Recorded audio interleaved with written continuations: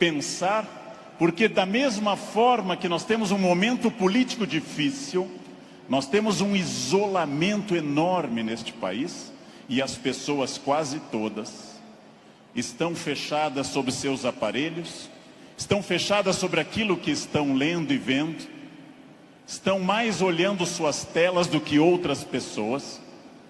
Há um individualismo enorme, crescente, há um individualismo que nos domina nesse momento, sem sombra de dúvida. E eu vou traduzir esse individualismo nessa piada. Um homem tenta advertir uma senhora que se encontra em rumo de colisão e grita o núcleo duro da mensagem: vaca. Porque ele não tem tempo para elaborar uma frase, ele não tem tempo para dizer: cuidado, ó senhora, haverá um choque. Então ele grita apenas vaca.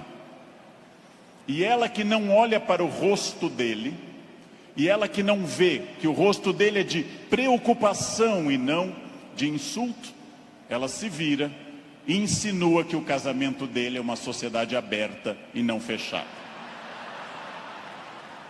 Bem,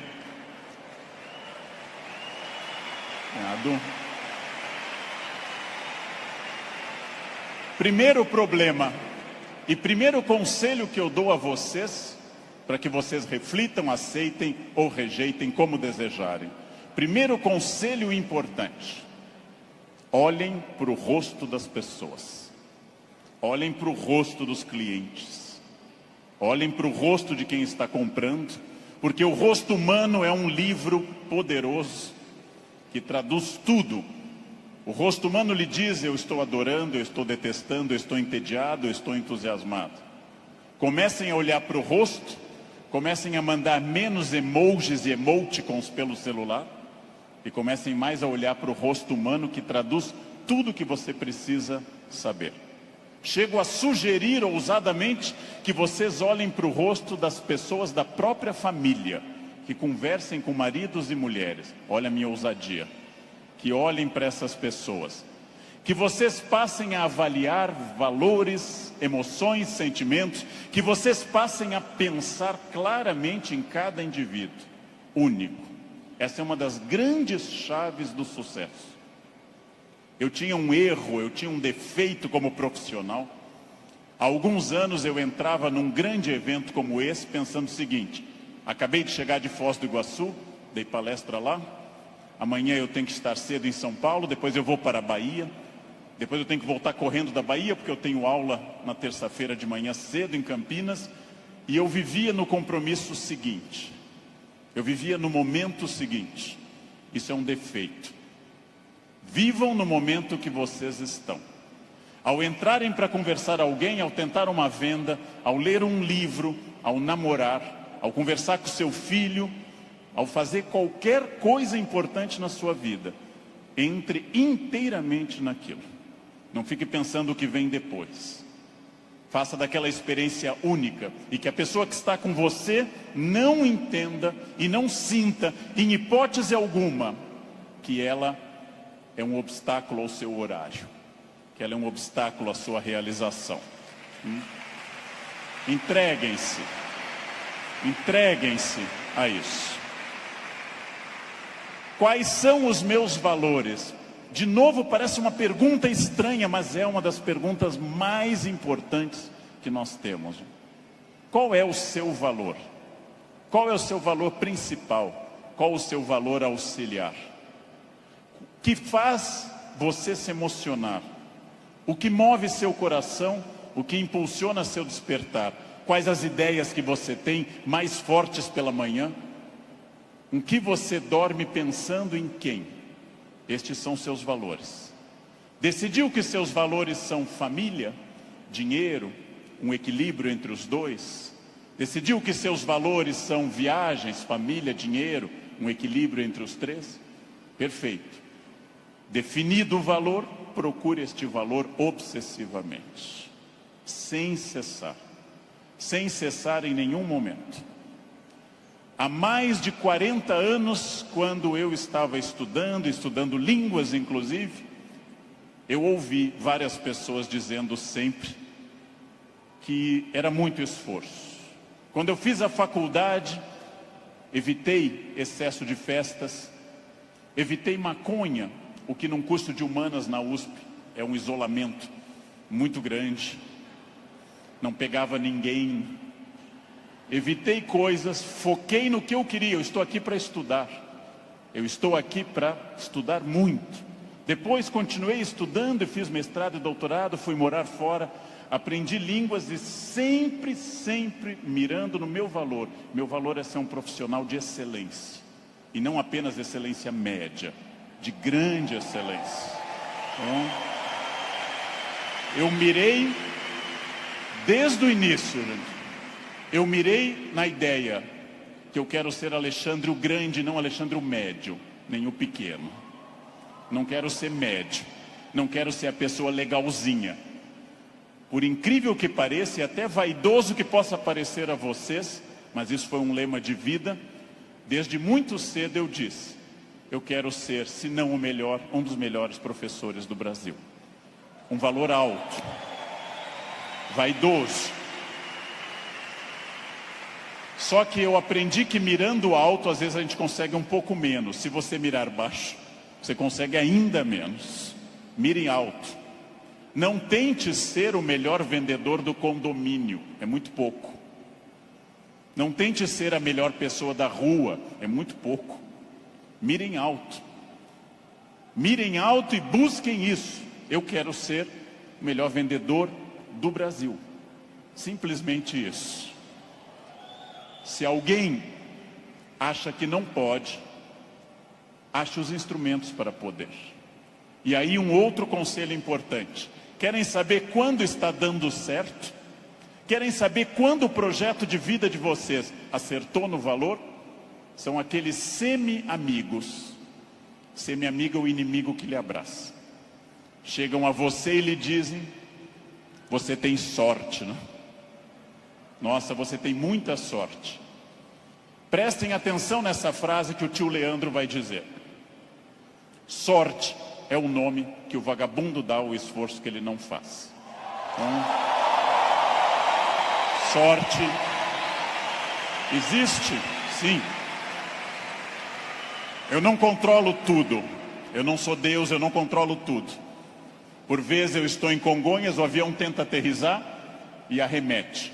É para testar a força do esfíncter de vocês. Eu não controlo tudo, mas aquilo que eu controlo, e é bastante, eu sou sócio majoritário da minha existência, e para isso eu preciso de equilíbrio. Equilíbrio é fácil perceber quando está faltando. Se vocês não trabalharem, perderão a família. Se vocês só trabalharem, perderão a família também.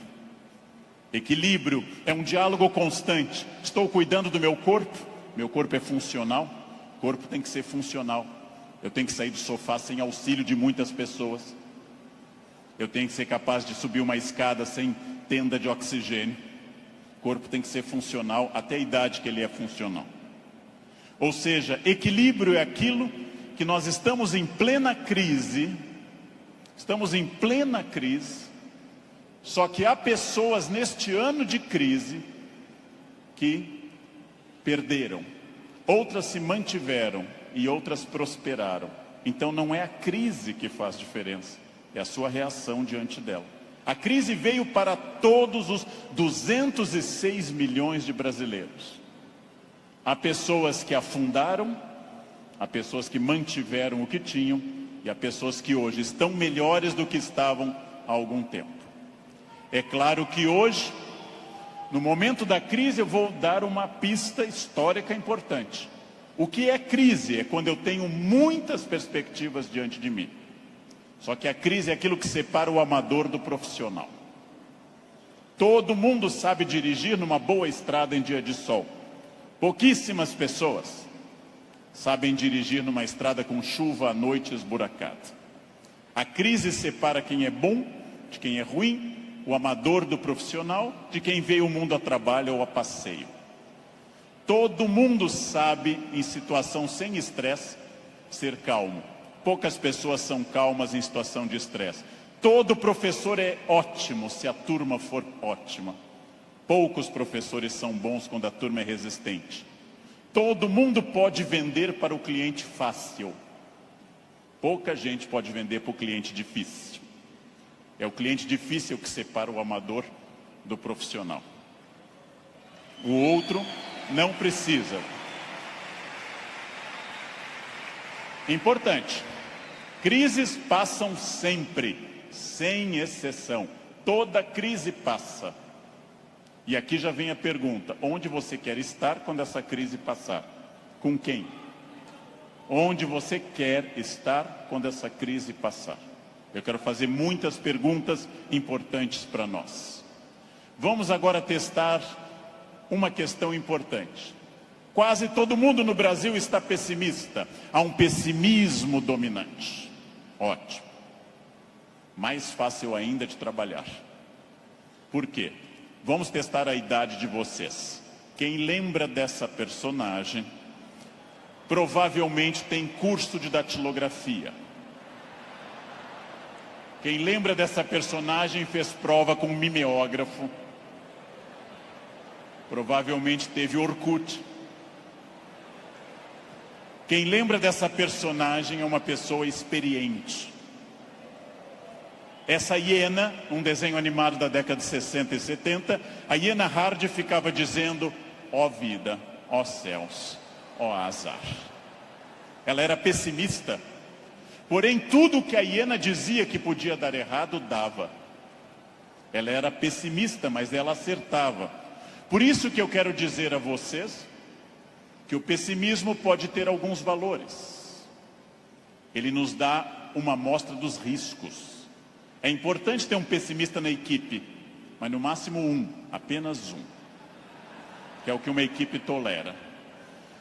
Quando alguém chega e diz: nós vamos dobrar o capital, dobrar o número de clientes, nós estaremos em mais 30 países até o ano que vem, o pessimista diz: calma, não é tão fácil.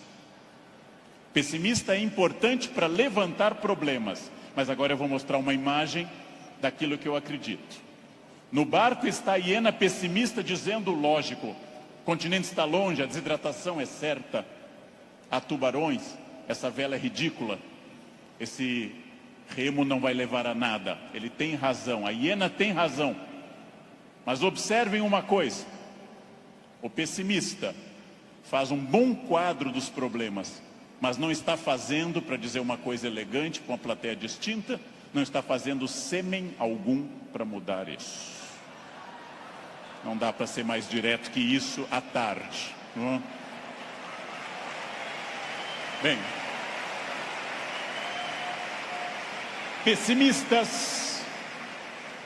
pessimistas são bons para levantar os riscos. Pessimistas são péssimos para resolver os problemas. Para eu resolver um problema, para eu resolver qualquer coisa, eu preciso de um otimismo obsessivo. Se eu não for otimista, gente, eu jamais teria casado. As estatísticas me contrariam. Casamento é submarino, pode flutuar, mas foi feito para afundar. Foi feito para afundar. Se eu não fosse tomado de um otimismo obsessivo e doentio, eu não teria filhos, porque é um investimento de retorno muito ruim.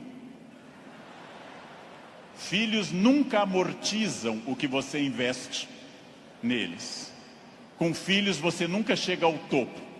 Pelo contrário, você vai investir centenas de milhares de reais e vai ouvir a frase: eu te odeio. Filho não vale a pena. Casar não vale a pena. Porém, se nossos pais não tivessem tido esse otimismo obsessivo, nenhum de nós estaria aqui hoje. Então, mais uma vez, um conselho forte: ouçam os pessimistas. Para pessimista não vale a mãe é sempre otimista com vocês. Ouçam um cunhado, cunhado é bom para isso. Ouçam o cunhado. Ouçam os pessimistas. Vejam o que eles têm a dizer, agradeçam. Enquanto eles falam, tenham aquela reação bovina. Ouçam. Depois agradeçam e comecem a trabalhar com otimismo total. É só assim que se cresce. É só assim que se consegue alguma coisa. Não?